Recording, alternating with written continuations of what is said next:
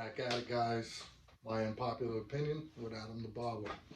Now, today, episode 2, we're going to talk about a few things. We're going to talk about the return of Nick Diaz, which we saw. We're going to get into this Jon Jones debacle.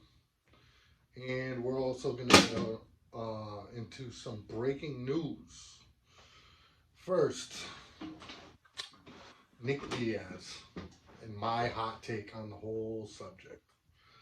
Now, days leading up to the pay-per-view, Josh Thompson did an interview saying that him and Big John McCarthy had seen some video but couldn't elaborate on what they saw. But due to what they saw in the video, were very doubtful that Nick Diaz would be competing against Robbie Lawler at the last event. Now, as we came to find out about 24 hours after that, Nick Diaz had hit up Dana White and Hunter and requested that the fight be at 185 instead of 170. Robbie Lawler, being the man that he is, loves the fight, quickly accepted. It is what it is. Had a good training camp, so on and so forth. Let's make it happen. Respect to the guy. I don't know how much he was actually down because they both met at 185 on the scales. Now my take actually didn't come to fruition in my head until the fight. When you saw Nick Diaz not looking as in shape as his pictures that he had been releasing, and his movement wasn't as great as expected. His hands were great. A little slow motion, but that's him. You know how he throws 40%, 50%. And then when he has you hurt, he starts lighting you up. So that's normal. But in that third round, when he went down and basically said no mas, right before, I don't know if anybody else saw it, but I did. A little funny movement in the knee. Leg. A lot of people say it's because he's getting hit, but I don't think so, personally. I could be wrong, pure speculation. But I have a feeling when you add everything together, Josh Thompson and Big John seeing a video that they doubted that he was going to compete, then the request to be at 185, and then the no mas. I think that there could have possibly been an injury in training that prevented him from doing the cardio that was necessary to cut down to 170. So, okay, let's do it at 185. That way I can preserve myself. I can make this fight happen. Everybody's been waiting for 6 years. Which is awesome that he still wanted to give us a show. If he did hurt himself, this is not fact, but it could be due to the way that I'm breaking this down in my own head. Maybe I'm going nuts, maybe I'm not. But I do think that he was compromised. He could not make the 170 for a reason. So 185 comes in, and he starts taking a lot of heavy shots from Robbie. I feel like Nick had the better combinations, was landing more frequent, but Robbie's strikes were just hitting a whole different fucking level, a lot heavier. And I think Nick did the smart thing, and he felt how the fight was going, and you live to fight another day. A lot of people don't like that he did that, but when you're out for 6 years, I mean, you think that ring rust might happen, especially when Robbie has not taken any time off. Robbie's been consistently fighting, competing. Although Nick, you know, the guy has obviously been training. He still looked great. But I think that time will tell. Will he sign another fight? What will happen? We'll see. I don't think the truth will ever come out, to be honest. I think it's more than just, oh, it's over 6, oh, I don't want to fight no more, oh, he's hurting me too much. I don't think that's the case. The man's a warrior. We've seen him bleeding everywhere and still ending fights. I think that he was compromised. But, like I said, could be wrong. I don't know nothing. I'm just a barber. Now, getting away from that. It pains me to have this conversation. But I have not been the biggest fan of Mr. Jon Jones for quite some time now. Do I think he's the GOAT? Yeah, probably. He probably is the GOAT. The man is unbelievable. Cleaned up 205. Had a questionable win against Dominic Reyes, but I'm going to leave that one alone. I just can't stand the way the man is such a crybaby. He's constantly whining and doesn't want to cooperate with anybody. No, now that he's making this move to heavyweight, he knows damn well. Let me just start off by saying this. He knows damn well he can get clipped at heavyweight by the majority of that heavyweight roster and get put right to sleep. Guys at 205 say the man doesn't have knockout power. That's at 205. Does knockout power all of a sudden come when you put the weight on? Maybe, probably not though. Probably not. Because let's face it, 205, you were bigger than everybody in the division anyway, and you couldn't get it done. You looked great. You dominated people. Your striking is next level. You controlled fights. I'll never take that away from the man. The man is probably the GOAT.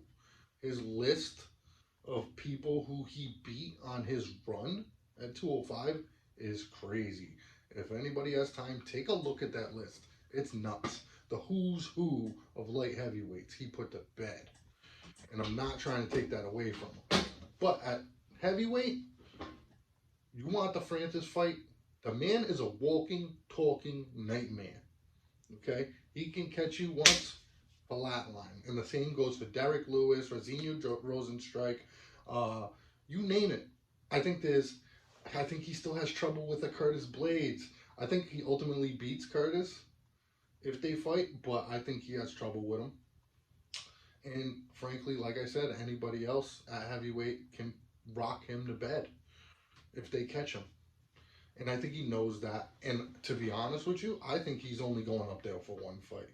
That's why he's pressing for the money. He wants the big payday. He wants to get the strap and walk away.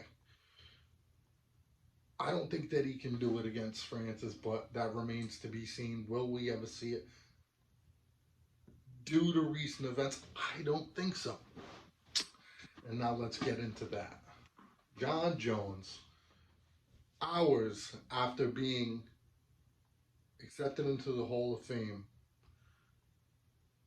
he has an incident at the hotel where his wife, or fiance, I should say, mother of his 3 children, who's been with her for a long time, goes downstairs with a bloody nose and a bloody lip and is afraid to go back to her room.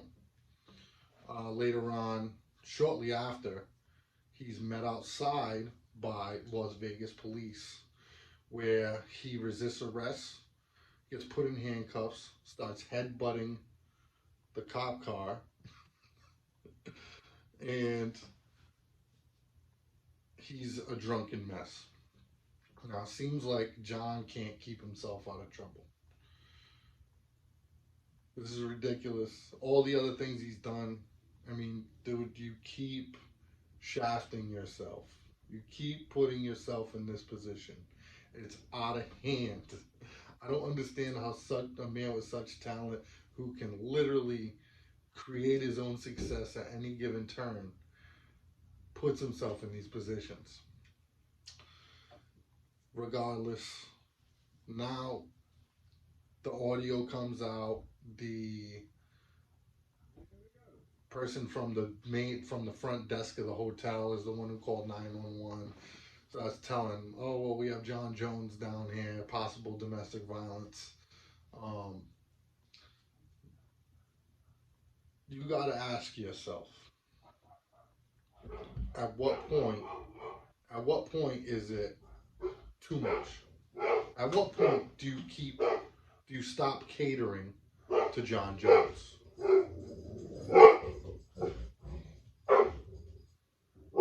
At what point do you stop catering to Jon Jones? Do we still give him the money? Do we still give him the fights he wants? Is this the look that the UFC wants? for a domestic violence, woman battering champion to be on your headline. That remains to be seen. Dana has said that he's not surprised, and that's pretty sad. 2 days, a day later, he posts himself bench pressing, and I'm never going to drink again in caption. All right, so you're not holding yourself accountable. That's a problem in itself. These are the narcissistic tendencies that Jon Jones has continued to put out there for years. And not for nothing, I hope the man gets help. He's got 3 beautiful daughters, beautiful wife. Hopefully he fixes his life before he ruins that, because to be honest, his career is this close to being ruined. I'm sure there's other promotions that would want him, but I think UFC is probably on that threshold right now. Probably on that threshold. He's a big draw, so that's where the problem lies. Then, a day after that video comes out of him bench pressing, he posts a video and then quickly takes it down of him and his wife, or his fiance rather, in the car. He kisses her on the side of the head, she turns, kisses him, and it looked like the most uncomfortable domestic violence, terrified woman I have ever seen. She looks so uncomfortable, it's crazy, and I could see why he deleted it. A lot of people are having fun with it on the internet. I don't think it's that funny. I think it's sad. I think it's sad for his career. I think it's sad for his family. And I truly hope the man gets the help that he needs, because regardless of fame or the size of your bank account, mental health is not something to play with. Moving on. Breaking news. UFC 269 in December. The lightweight title bout has just been signed. Charles Oliveira, the current champion, and Dustin the Diamond Poirier. What are we going to see in this fight? I personally think, and I'm going to pick it right now out of the gate, I'm going to pick Charles Oliveira. I think Charles Oliveira can weather the storm, and I think Charles Oliveira is much more dangerous on the ground. But we will see. Come December, we will see. And then we're going to have to see what the rest of the lightweight division does, because, as we know, there's a lot of talent there right now. I guess that's going to do it. I'll see you guys on the next one. Be easy. Be safe. Go slow.